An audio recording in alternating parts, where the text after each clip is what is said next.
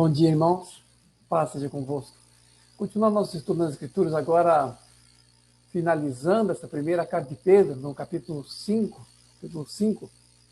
versículo 1 a 4, resumidamente, diz assim: Rogo-vos, pois, aos presbíteros, eu, presbítero como eles, pastoreai o rebanho de Deus, não por constrangimento, mas espontaneamente, como Deus quer, nem por sorte da ganância, mas de boa vontade, nem como dominadores, antes tornando-vos modelo do rebanho. Algumas coisas interessantes aqui. Em primeiro lugar, Pedro, que é um apóstolo, se chama de presbítero. Vamos fazer a mesma coisa depois.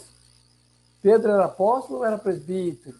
Aí nós temos que levar em conta o organograma, por assim dizer, ou o modo como os ministérios eram concatenados no tempo em que esta carta foi escrita.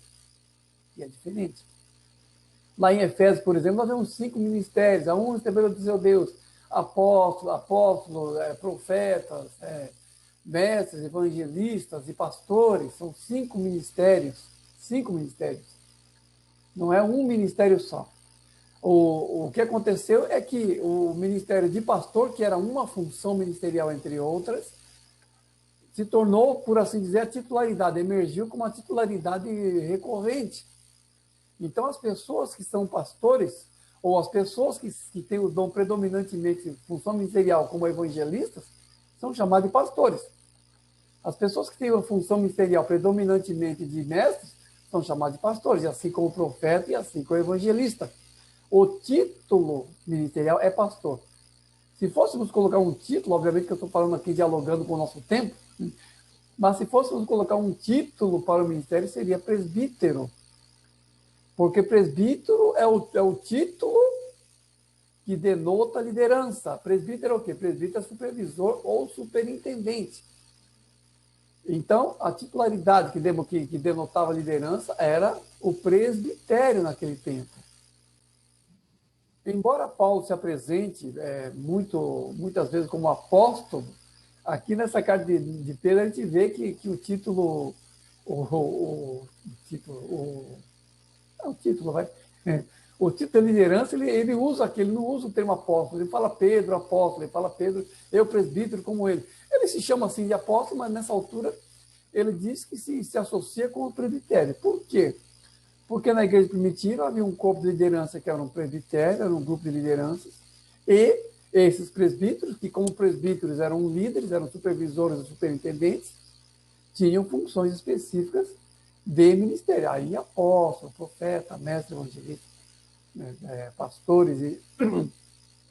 pastores e mestres. Bom, os 5 ministérios que aparecem em Efésios, 5 ministérios, não 4, porque às vezes as pessoas dizem que mestre e pastor é a mesma coisa. Não, mestre é uma coisa e pastor é outra. Pode acontecer das pessoas terem mais de um dom ministerial, mas o fato é que são 5 ministérios e não 4. Bom, então Pedro se coloca dessa maneira, porque naquele tempo era assim. Naquele tempo era assim. Hoje em dia é diferente, mas naquele tempo era desse jeito. E hoje em dia tem por exemplo, apóstolo, por exemplo, tem pessoa que nem acredita que existe apóstolo hoje em dia.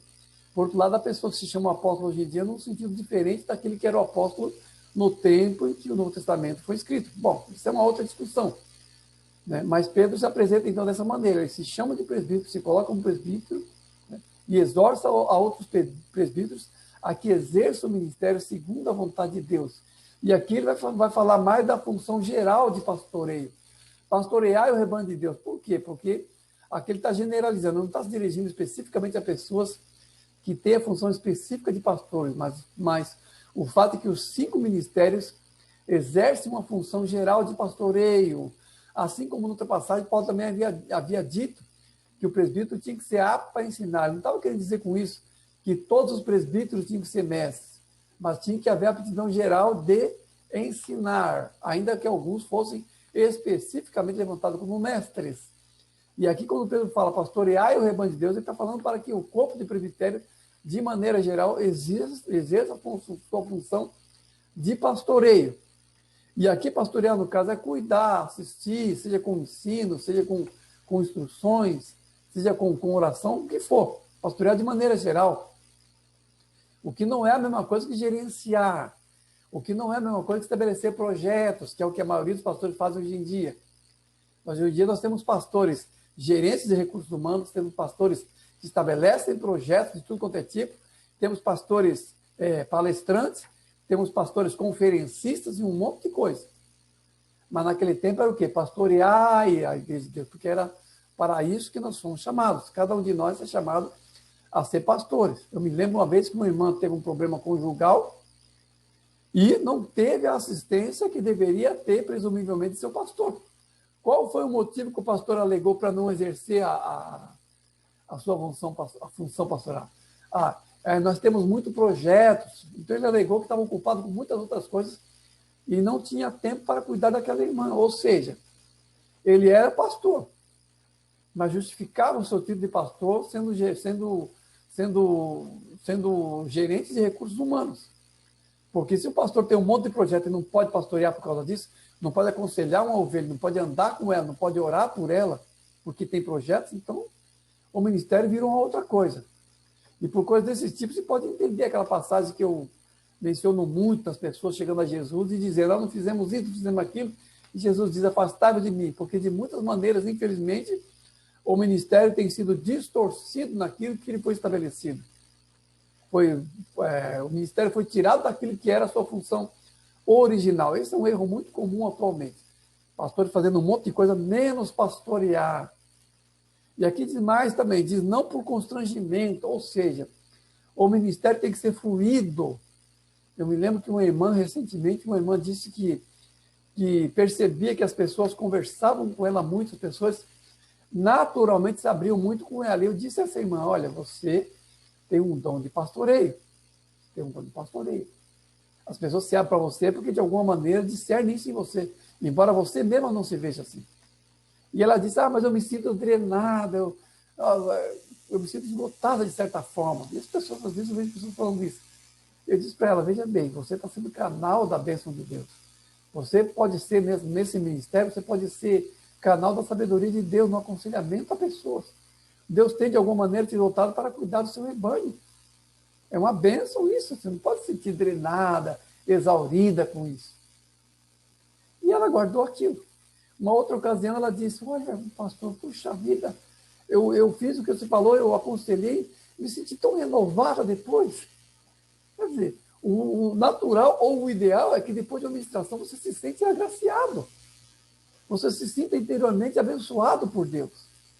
Daí eu não vejo por onde o ministério ser um constrangimento, uma coisa ruim. E hoje em dia está sendo tão assim, as pessoas estão tão assim, de certa forma, desalinhadas com aquilo que é o espírito geral do ministério, ou que deveria ser o ministério para si mesmos, que há, infelizmente, assim, um surto assim, de pastores escandalosos, pastores assim que causam escândalos, pastores que caem, pastores pastores que estão assim surtados mesmo, assim, tendo problema psicológico. Uma coisa que eu nunca pensei que ia ver nessa vida, pastores suicidas, pastores se suicidando, se perdendo, indo para o inferno. Porque, meu Deus do céu, o último ato de uma pessoa tirar a própria vida, onde essa pessoa vai por esse ato? Comparecendo-se perante o tribunal de Deus, tendo tirado uma vida que é a dela própria. Onde essa pessoa vai nessa situação? E muitos pastores acontecendo isso, várias situações de pastores cometendo suicídio. E eu fico pensando, por que esses pastores não saem? Por que não dão um tempo para si? Por que não avaliam? Não seria melhor sair, então, e fazer uma outra coisa? Não é a vontade de Deus, não por constrangimento. Ou seja, você está constrangido, está pesado, está difícil, saia. Tire lá o ano sabático, como as pessoas falam hoje em dia, o ano sabático, tira lá o ano sabático. Fica um tempo com a família. E se for o caso, não volte mais para o ministério, mas não seja escandaloso, não seja surtado, não seja tenso, não dê mau testemunho. Porque o que acontece é isso, as pessoas vão acumulando tensões interiores, e essas tensões muitas vezes vão estourar em problemas sexuais mal resolvidos, e o resultado é um adultério, é um escândalo. Geralmente acontece isso. Pessoas que vão acumulando coisas, vão acumulando funções, vão acumulando coisas que Deus não disse para ele fazer, vão se tornando de alguma maneira tensos, vão se tornando de alguma maneira assim, desequilibrados psicologicamente, mas ninguém sabe disso, é só ele e Deus sabe disso, porque outra coisa que É uma bênção. Hoje em dia é isso. Os pastores não são pastoreados por outros pastores. Os pastores acham que eles superaram a categoria de ovelha e que eles mesmos não precisam de pastoreio, que é um grande erro isso, uma mentira diabólica isso. O pastor deveria ter um outro pastor sobre si. Cada pastor deveria ter. Um outro que também o ouvisse enquanto ovelha, que é o que ele é no fim das contas. Isso nunca é superado. E o resultado é isso, fazendo o ministério por constrangimento, constrangendo-se, ao contrário do que diz essa palavra, não pode ser por constrangimento, tem que ser de boa vontade, como Deus quer, não pode ser por constrangimento. E aí as pessoas vão acumulando tensões e o resultado é isso. Ou são escândalos de problemas pessoais mal resolvidos, que por um acúmulo de tensão acabam explodindo de alguma maneira, ou pessoas surtadas, pastores aí e tomando remédio controlado, alguns até começando suicídio e se perdendo. Então, isso é muito mal. Como Deus quer, aqui, ó, mas espontaneamente como Deus quer. Deus quer realmente que você fique tenso no ministério? Deus quer realmente que você surte enquanto pastor? Não, claro que não. A vontade de Deus, ela tende ao nosso bem e ao bem de nossas ovelhas. Deus não quer realmente assim que eu, como pastor, fique surtado. Então, uma coisa que devemos fazer sempre, eu, pastores como vocês, ao contrário de Pedro, que fala que era presbítero aqui, eu digo isso, devemos avaliar e reavaliar sempre o nosso ministério. Está sempre avaliando e reavaliando, e colocando diante de Deus os nossos problemas, conversando com pessoas que possam nos ajudar. Uma outra advertência de Pedro contra o exercício do pastoreio também é isso. Não pode ser também por sorte da ganância. Por quê? Porque, infelizmente, desde aquele tempo já haviam pessoas que faziam um comércio da fé. Já haviam pessoas que faziam do ministério um ministério do tipo mercenário, tipo Balaão. Balaão é o pai espiritual de pastores que pastoreiam por sorte da ganância. E houve no nosso tempo uma inflação muito grande do ministério, de coisas do ministério. Uma inflação. Assim como houve uma inflação do jogador de futebol. Antigamente, o jogador de futebol não ganhava tanto assim. No tempo do Revelino e Ademir da Guia, não havia jogadores de futebol milionários. Agora o jogador vira uma estrela. E no meio pastoral houve também essa evolução ou essa involução que tem estimulado pastores a agirem por sorte da ganância, pregarem teologias que acomodem a sua própria ambição pessoal. E aí nós temos coisas que não deveriam haver, pastores milionários. Não deveria existir pastores milionários. Porque Jesus disse que nós devemos ter, o operário é digno do seu salário, mas não é assim também para se enriquecer através disso. Mas Jesus nunca disse que o pastor tenha o seu salário, que o pastor tenha lá, se for possível, dependendo da igreja, obviamente, o seu plano de saúde, a sua condição estável, financeira estável. Amém? Isso é o ideal. Mas ele não pode também, nem que a igreja dê condições, ele não pode também extrapolar disso, daquilo que são suas necessidades. Não pode extrapolar e virar aí entrar na lista Forbes aí de pastores milionários. Isso não pode ser.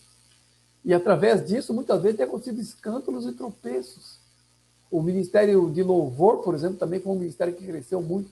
Não havia nos anos 70, o que nós chamamos hoje de Ministério de Louvor, não havia nos anos 70. Havia pessoas que tocavam, mas uma indústria gospel que rivaliza com a indústria brega e sertaneja no mercado fonográfico, isso não existia. Então, nós vemos que vários aspectos do ministério foram assim inflacionados em valores monetários, em cifrões, e tem sido escândalo e tropeço muitas vezes, por diversas maneiras. E as pessoas estão, volta e meia, as pessoas dizendo que estão saindo do sistema gospel, saindo do sistema evangélico, aí as pessoas, os críticos de sistemas aí vão falando essas coisas. E, infelizmente, vão falando com razão, com motivos para falar isso. Então, não pode ser por sorte da ganância, e nem como dominadores tampouco. Aí é outro problema assim, recorrente. Pastores fracos e ultrassensíveis, é o que mais tem. Pastores fracos, ultrassensíveis, inseguros, pastores de baixa autoestima. E aí vem esses pastores assim que não aceitam crítica, que se o irmão fala contra ele, já acha que o irmão é insubmissa, aí que já quer disciplinar. Ou então pastores que acham assim que eles têm que pastorear a igreja com mão de ferro, como se fossem generais e sargentos de um exército que é a igreja. Tudo isso é falta de maturidade. O pastor, ao contrário de tudo isso, deveria ser justamente uma pessoa humilde e modelo para o rebanho de humildade, como diz em seguida. Pelo contrário, tornando-nos modelo do rebanho. Então, tem que pastorear a igreja de Deus, não por constrangimento, como Deus quer, nem por sorte da ganância, nem como dominadores, porque os pastores acham que são dominadores, tratam mal as ovelhas muitas vezes, há ovelhas feridas por pastores dominadores, ultrassensíveis e fracos, por isso são dominadores, querem demonstrar força justamente naquele que são sua maior fraqueza, e as coisas, infelizmente, têm acontecido isso, essa falta de maturidade. Pelo contrário, devemos nos tornar modelos para o rebanho. Modelos em que basta vermos as qualificações de presbíteros que aparecem lá nas cartas de Paulo anteriores, na carta a Timóteo, na carta a Tito. Se alguém almeja o episcopado, excelente obra almeja. É necessário, porém, que o presbítero seja o quê? Seja manso, seja humilde, trate bem a sua esposa, trate bem a sua casa, que seja um bom exemplo em tudo, manso, humilde, cordato, enfim. Um quadro geral de humildade, um quadro geral que aponta para o lava-pés que Jesus ficou lá em João, no Evangelho de João, quando Jesus tirou o seu vestimento de cima, pegou uma toalha e lavou os pés dos discípulos e disse: vocês devem ser assim também uns com os outros. E é o que devemos ser para nossas ovelhas. Exemplo dos rebanhos e seguir rigorosamente em espírito, não fazendo gestos apenas de ações externas, mas tendo realmente aquele espírito humilde que Jesus exemplificou quando lavou os pés dos discípulos. Como já disse antes, a bacia e a toalha, não o cetro e o trono. Essa substituição devemos ter, inclusive para a cura da nossa alma, em coisas que nós temos que superar para sermos exemplo pleno para os rebanhos, sermos bons cuidadores do rebanho de Deus que foi confiado a nós. É grande a honra, é grande também a responsabilidade sobre isso. Versículo 5, a série resumidamente. Rogo-vos igualmente aos jovens, sede submissos aos que são mais velhos, cingivos com todos de humildade. Humilhai-vos, portanto, sob a poderosa mão de Deus, para que ele, em tempo oportuno, vos exalte, lançando sobre ele toda a vossa ansiedade, porque ele tem cuidado de vós. Meu Deus, mas claro que isso é impossível. Rogo-vos aos jovens que sejam submissos aos mais velhos. Respeita os mais velhos. Meu Deus, não sei eu falar disso mais. Respeita ao mais velho. O que se vê hoje em dia é um velho entrando no ônibus e o jovem sentado não se levanta para dar lugar para o idoso. Tem que ter regra, tem que ter assento preferencial para o idoso. Por quê? Porque aquele deveria ser o trato natural do idoso por parte dos mais jovens, não acontece mais. Aí tem que pôr regra. Porque não há mais essa educação, porque no meu tempo isso era educação. Chamar o idoso de senhor, chamar a idosa de senhora era educação. Hoje em dia, se você fizer isso hoje em dia, é capaz de você levar um fora. Já aconteceu comigo isso. Chamei um senhor de senhora, o senhor é que está no céu. Se ofendeu. Eu tratando-o com honra e ele se sentiu, pelo contrário, desonrado. Então, algumas coisas, já falei antes isso, mas algumas coisas que existem hoje em dia em torno da juventude têm feito com que valores desse tipo tenham se perdido. Porque, é claro, poxa, a pessoa não quer parecer velha, não quer parecer idosa. Os valores que são valores em relação à idade, de respeito e de temor, também se perdem na mesma proporção em que se glorifica a juventude. E isso, infelizmente, parte de pessoas idosas também. Pessoas idosas que se ofendem se forem tratados com o respeito próprio ao idoso. Enfim, até os idosos estão distorcendo esse valor, infelizmente. Na antiguidade, por exemplo, os velhos ficavam na porta das cidades julgando as cidades. Julgando, não é jogando truco, jogando baralho, não. É julgando as cidades. E havia uma honra natural em relação ao idoso como pessoas sábias, como pessoas de experiência que eram referenciais para os jovens. Na natureza inteira, o comportamento é assim. O idoso, de maneira geral, é honrado, naturalmente honrado. Só que, infelizmente, é um valor que tem se perdido. Mas, assim, a exortação aos jovens é que eles não sejam como um jovem mundano, que ele seja melhor do que, muitas vezes, o idoso a qual ele se sujeita. Que ele seja mais respeitoso com o idoso do que o próprio idoso, muitas vezes, é. Que ele seja excelente nesse sentido. Que guarde esses valores. Que restaure para si mesmo esses valores em meio a uma geração que, infelizmente, tem perdido esses valores. Nós temos que ser sal e luz em relação às coisas que, infelizmente, vão se perdendo no mundo, como princípio e como valor. Aí diz, Cingivos de humildade. O que é cingir com humildade? Essa expressão aparece muito. Hoje em dia seria o que se cingir? Porque naquela época, quando uma pessoa ia para uma batalha, ele se cingia, que era o quê? Colocar o cinto em redor na cintura, colocava um cinto com uma espada. Então, se cingir era se preparar para a batalha. Esse era o sentido.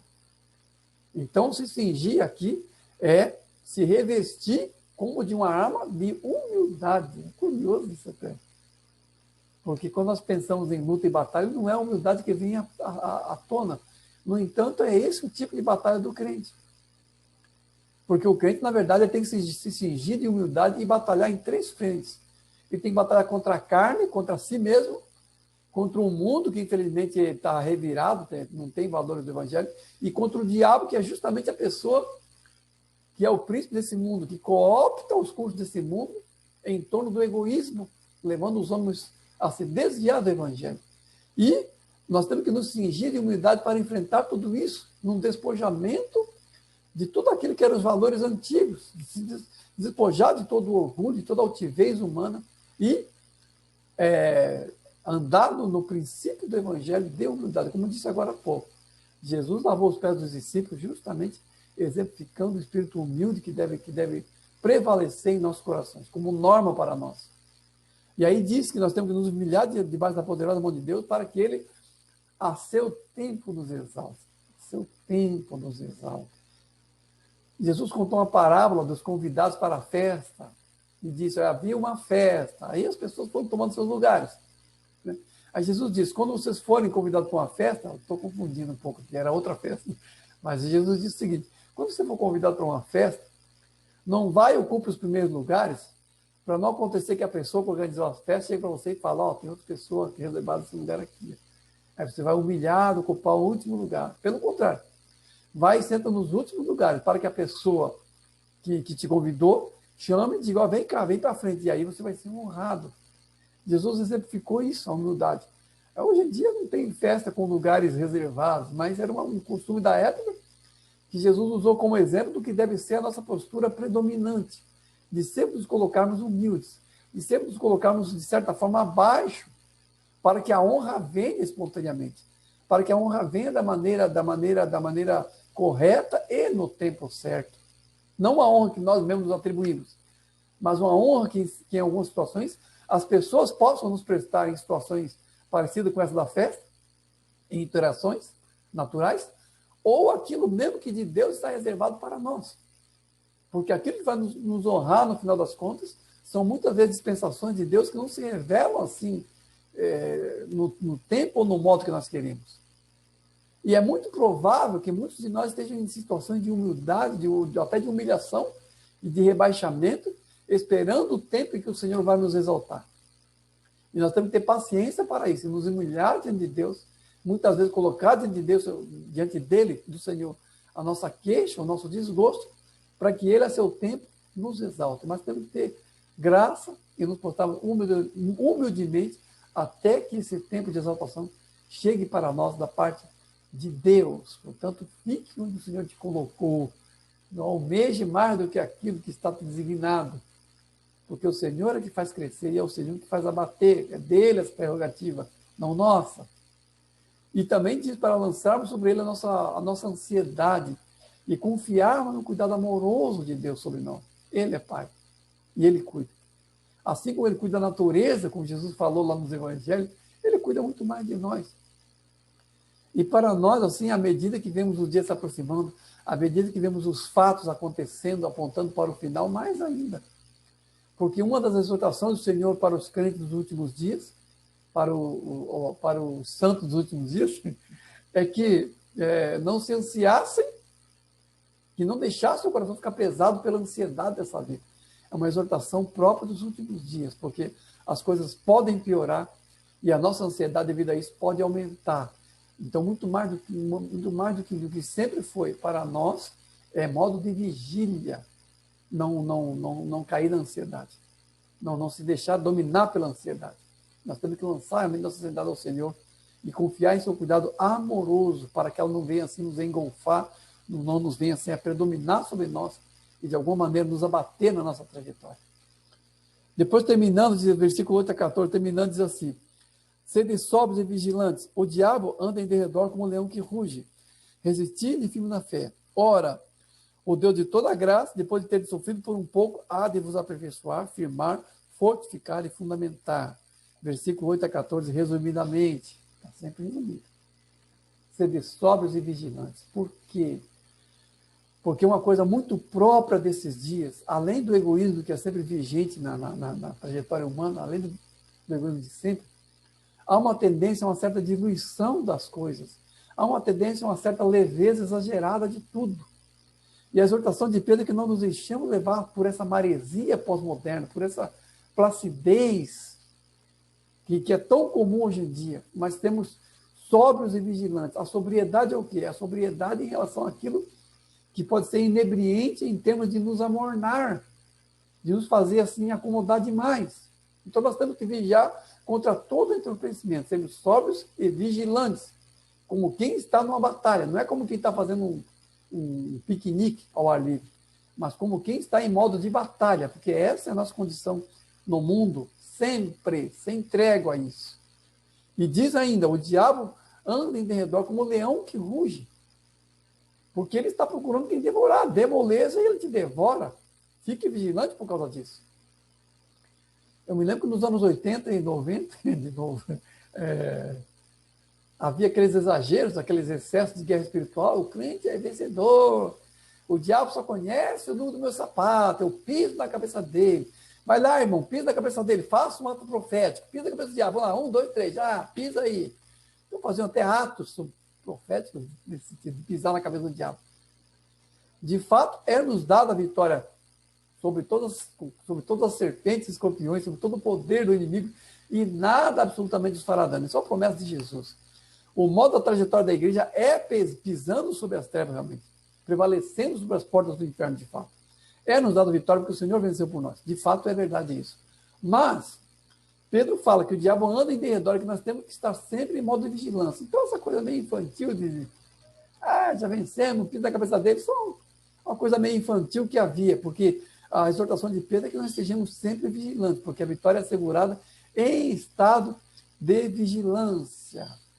É assegurada sim, mas em estado de vigília e de vigilância constante, porque o diabo anda em derredor.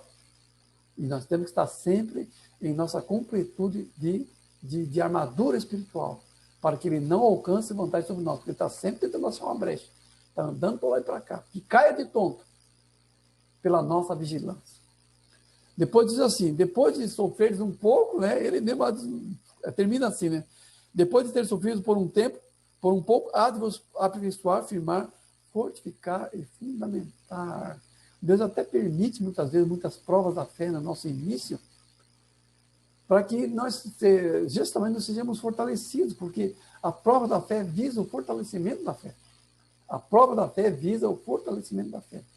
E se nós vencemos, se nós formos aprovados, alcançaremos estaturas de maturidade. Mas nós temos que entender que esse é um processo absolutamente necessário. Toda a carta de Pedro está falando isso. O sofrimento, a perseguição, a angústia, como modo de prova da fé necessária para o nosso crescimento, debaixo da permissão de Deus. Não há vitória sem batalha. Tem até uma frase em inglês, no pain, no gain. Mas o fato é que nós devemos estar confiando no amor de Deus, na graça de Deus, que Ele mesmo vai nos firmar, fundamentar e fortificar segundo a sua promessa. Perseveremos para isso, para que venha essa graça de Deus e estejamos cada vez mais fortalecidos nele e na força do seu poder. Amém? Deus abençoe, irmão.